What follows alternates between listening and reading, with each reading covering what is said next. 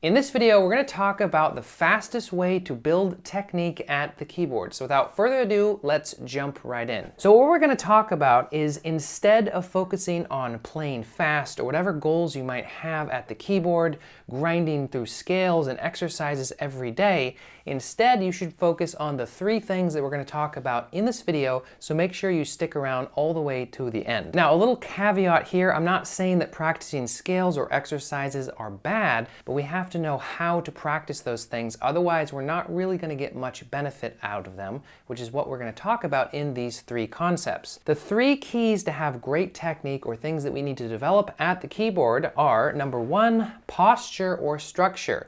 So what I mean is sitting at the keyboard in a good way so that we have good posture with our back.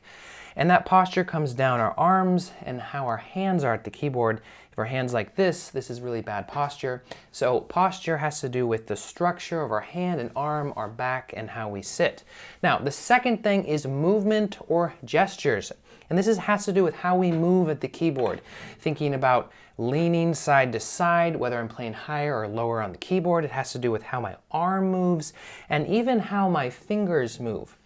And then gesture, which is a slightly different concept, but more or less the same, has to do with different movements we make at the keyboard, like circular movements or rotational movements. Okay, now number three is efficiency, ease of movement, or simply just a kind of relaxation. And this idea essentially is that when we play the piano, it should feel easy. We should have freedom of movement and things shouldn't be tense and awkward and angular. And the other side of that is a kind of almost relaxation. So when I say freedom and ease, that also has to do with, for instance, releasing our fingers after we play them. So see how my fifth finger just releases, and it doesn't have to stay over the top of that note, it just releases so that it's right beside my fourth finger. If when I play I don't have that sense of freedom and ease of movement, or a kind of relaxation, if you will, what'll happen is my fingers will stay tensely over top of the keys that they've just played, and this sort of spreads out my hand and adds a little bit of tension to my hand. So I need to develop a sense of movement, of ease of movement rather, and almost a kind of relaxation or release. Now let's go ahead and look at these three concepts in a little bit more detail. And I've already alluded to each one of them, but we're going to look at them in a bit broader of a context so you can see what this might look like in an everyday practice situation. So the first thing we're going to talk about is number one, which is posture or structure. And the first thing we have to talk about is how we're going to sit on the piano bench. So you'll notice when I sit at the keyboard, I'm sitting on the front half of the bench. I'm not sitting all the way to the back like this. And the reason for this is that we want our weight to be a little bit more forwards. Okay, if I sit all the way to the back, it's much more likely that my back will roll like so, and I'll have that bad posture. So when I sit forwards, the weight is actually a little bit farther forwards and sort of less on the very edge of my bum, if you will. And that actually helps me to support that weight on my spine a little bit better, and it makes it much easier to sit up straight with good posture. So you'll notice that when I sit here on the front half of the bench, my back is nice and straight, okay? Now, a little caveat here, we don't want to have something like military posture where we're sitting like this or something like that. This is equally as tense as sitting like this and will cause just as many problems. And the reason why even this is important, because you might be thinking, well, what does sitting at the piano have to do with what my hand and my fingers are doing? Well, when these muscles in my torso and my neck and my shoulders are basically out of alignment or being held in weird positions, they actually cause tension that goes down the arm and makes it so the arms won't move as freely. So this is super important. Now, this has to go then down the arm. So what you'll notice is that I'm sitting in a position so that my arm makes kind of an L shape, okay? Now, I want this part of my arm, this upper part of my arm, to be slightly extended. It's not going to be straight down. It's going to be slightly forwards, but more or less it kind of makes an L. And you'll notice that the top of my arm is very, very flat. It slopes down ever so slightly, but for the most part, it's very, very flat, almost like a tabletop. And this is super important.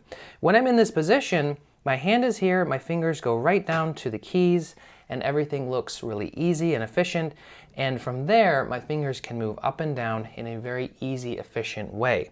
Now, if we go past the hand now to the fingers, you'll notice that this knuckle joint of my hand is nice and tall. My hand does not look like this where it's sunken in. So this knuckle joint needs to be nice and strong like this.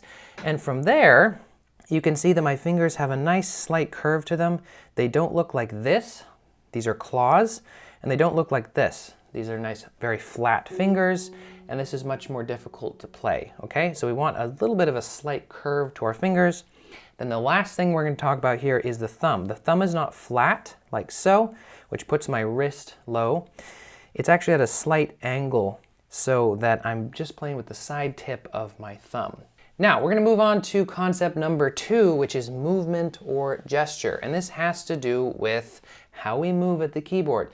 This can be as simple as, we want to sit in the center of the keyboard, of course, but if I play lower on the keyboard, I can actually lean to the side so I don't have to reach, or that it's easier to get to those low notes. Conversely, if I want to play high on the keyboard, I can lean to the higher register, okay? This is a simple kind of movement. Now, getting a little bit more complicated, this has to do with how we move our arms. And basically, when we move up or down the keyboard, we want to make sure that my arm and my hand and everything is moving together. So if I'm going to play this high C position up here, I don't want to be like this. See how my elbow is all the way over here. I want to be able to lean, like we talked about, and then play so that my elbow is behind my hand. And this creates a very easy and efficient position where we don't have bits of tension so that we can actually get to those notes really easily. Now, moving on, we could think of this concept of movement as a kind of gesture or sort of a choreographed movement that we use all the time. And this is what we mean when we say gestures, okay? So a gesture is like a certain movement we use a lot. If I do something like play an arpeggio, for instance, and I have this sort of circular motion in my arm and wrist, etc. If I'm playing something, so see that my arm is sort of turning back and forth, and this is what we call rotation. So these are a couple examples of how we want to move at the keyboard and how this is really, really important to go along with the previous concept, which is posture. So these things have to go together. Now, if we move to the third concept, which is efficiency, ease of movement, or a kind of relaxation, or a sense of that our muscles are not tense and tight. And basically this concept is that if we have good posture and we use good movements at the keyboard, okay? So leaning to the side, how we move our arms, using these certain kind of gestural movements, etc., we should have a sense of efficiency and ease of movement. However, we still need to make sure that as we're going from one part of the keyboard to the other and moving, that we're releasing muscles as we go. So for instance, if I'm playing high on the keyboard and I extend my elbow so that my elbow is behind my hand, and then I'm going to move lower on the keyboard, notice if I don't release my elbow stays there, but my hand comes down. This is not ease and efficiency. This will actually cause a kind of tenseness in my arm. It'll make it harder to move with fluency and ease. So this is where that concept of relaxation or a release mechanism in our muscles comes in. When I do this, I have to release. You see that? I release my elbow and it came in. Release my elbow and it came in. Release my elbow and it came in, etc. We could think about this in a slightly different way when we play our fingers. So I play my fifth finger, and then I release my fifth finger, release my fourth finger, okay? And when I say release, I mean sort of relax the finger, if you will. So if I came with my other hand here, or if you were here, you could feel my finger and you would feel that it's just sitting there. It's not, like being held in a tense position.